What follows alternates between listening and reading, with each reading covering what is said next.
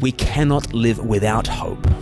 And our stories, even when they end sadly, we feel the loss of that, as though tragedy testifies to comedy, the same way shadow testifies to light.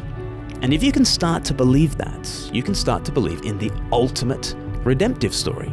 You can start believing in the ultimate Easter. Hi, I'm Glenn from Speak Life. We like to see all things through the lens of Jesus, including Caravaggio and his famous painting, The Incredulity of St. Thomas. It really is one of the most striking paintings you will ever see in your life. It's based on John chapter 20, in which Thomas, who had been doubting, now sees the risen Christ. And he had said, unless I see the nail marks in his hands and put my hand into his side where the spear had been rammed, I will not believe. And Jesus appears to him and says, "How about now, Thomas?" And Thomas says, "My Lord and my God." We've done a poem all about how you come to believe. Do you come to believe by looking at the stars, or do you come to believe by looking at the scars? Check out our Easter is for Atheists video. And what I want to do in 4 other videos is talk about how Easter is for everyone. You might not consider yourself to be a believer. I reckon you already believe in Easter. You already believe in resurrection, because you probably already believe in 4 different things. You believe in redemption, you believe in relationships, you believe in recovery, and you believe in reality.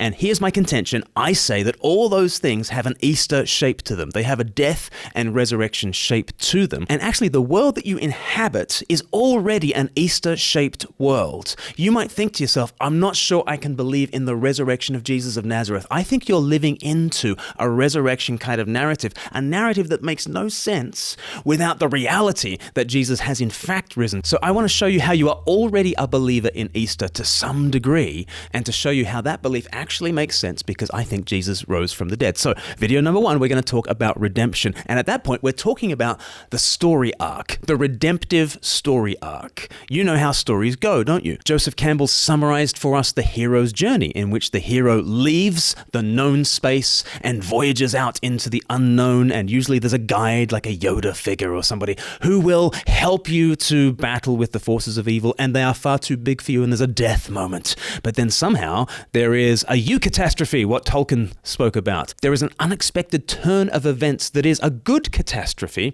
that leads you to come back to where you were in the beginning, but now you're a wiser hobbit for having gone on the journey. Now you're a wiser Jedi for having engaged with evil in that way. It's the hero's journey, and it is the shape of death and resurrection. Do you know about tragedies and comedies? Have you ever studied Shakespeare at school?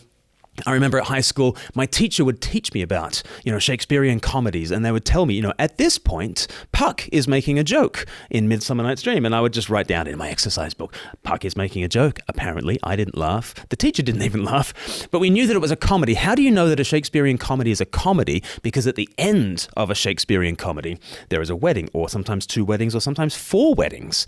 That is the happily ever after. Shakespearean tragedy is different. It's not that the jokes are different. Sometimes there are jokes in Hamlet, for instance. But you know that Hamlet is a tragedy. Why? Because at the end of Hamlet, everybody is dead. The stage is heaving with the dead at the end of a tragedy. So what are we living in? Are we living in a tragedy or in a comedy? I always like the way Robin Schneider put it in her novel, The Beginning of Everything. She said, life is the tragedy. You know how they categorize Shakespeare's plays, right? If it ends with a wedding, it's a comedy. And if it ends with a funeral, it's a tragedy. So we're all living tragedies because we all end the same way, and it isn't with a goddamn wedding. Right? It's a very stark way of putting it, but if Shakespeare were to write the story of your life, what would people call it? Well, does it end with a wedding, or does it end with a funeral? It ends with a funeral. I guess it's a tragedy. Now, it might be a grand adventure. There might be acts of noble sacrifice, but if it ends with death, then we call it a tragedy. And yet the Bible comes along, and it's a comedy. It starts on high. In the beginning, God created the heavens and the earth, and heaven and earth. Heaven is masculine, earth is feminine in the Hebrew language. And you're meant to look at that and think, oh, these 2 should get together, right? There should be a romance. And at the end of page 1 of the Bible, you've got Adam and Eve as the icons of heaven and earth, and they're meant to get together and be fruitful and multiply. And the whole Old Testament is the story of how God is the great husband and his people are like the great bride. Jesus comes and he says, I am the bridegroom. You think that's interesting. Then he dies on the cross and rises again. that's the Easter story. But the way the rest of the New Testament unpacks that is the Apostle Paul said, oh yeah, he is the great husband and he marries a bride that is full of debts. And what happens when they unite? Well, I guess she gives him all her debts and he pays them off. And then he gives her all his riches and they are one forever. And the Bible ends with the book of Revelation and heaven and earth actually unite. It's a comedy. It ends with a wedding. Genuinely, heaven and earth marry at the end of Revelation.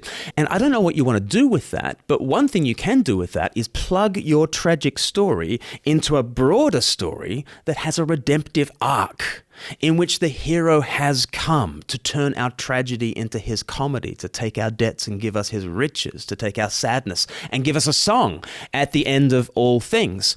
And there's something about you that resonates with that. There's something about you that thinks we cannot live without hope. And our stories, even when they end sadly, we feel the loss of that, as though tragedy testifies to comedy, the same way shadow testifies to light. And if you can start to believe that, you can start to believe in the ultimate redemptive story. You can start believing in the ultimate Easter, that maybe the comedy is true. Maybe the hero has come. Maybe he has turned death into resurrection and misery into hope. Maybe he has taken our debts and given us his riches. Maybe he has taken our death and given us a happily ever after. Could that be true? Lean into that and you'll discover that Easter is for everyone and Easter is for you. If you want to find out more, why don't you do 3-2-1? It's our great new course. You can binge it in a couple of hours, or you can do it over 8 different sessions. We'd love you to encounter Jesus, the hero of heroes, and figure out whether the redemptive story is the true story.